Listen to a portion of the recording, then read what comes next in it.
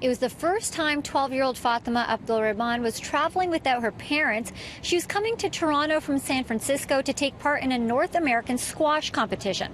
She was nervous, she was excited, but what she wasn't expecting to feel was embarrassed at the airport, all because of what was on her head. The person at the gate asked me to take my scarf off, even though I had already passed security and they had checked my passport. Asked me to take my scarf off, as in the passport photo, I wasn't wearing my scarf. So I told him no repeatedly, and he told me, you have to. And then another person came out, I think it was his manager, and he said, yes, you have to. And he brought a woman, and they took me to a corner. Even though I told them, I said, I feel like this is an open space. What about a room? And they're like, no, there's no one here, even though it was a corner and it was an open space. And they said, okay, quickly, take off your scarf. Come on, let's go.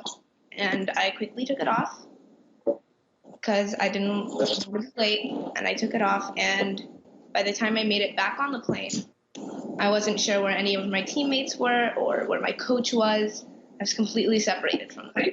The incident took place on August 1st at the San Francisco International Airport with an Air Canada agent, according to Fatima. I was definitely really mad. Why?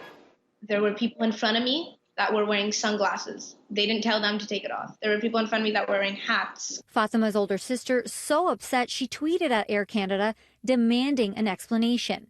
The airline did respond. They said that anyone who is wearing religious or cultural clothing is entitled to having a secure place to do this, a private place for a check if need be, which my sister was also not granted. So the response was still frustrating. According to Canadian Air Transport Security Authority, if a physical search is required, it may be conducted in a private search room at your request.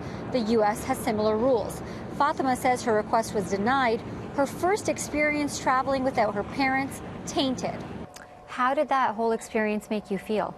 I don't want this to happen to anyone again, or to me again, or in fact anyone who's wearing any type of religious headpiece at all, because it's just unfair and it's frustrating and it's humiliating. We reached out to Air Canada for a comment but did not hear back before airtime, keeping in mind that it is a civic holiday.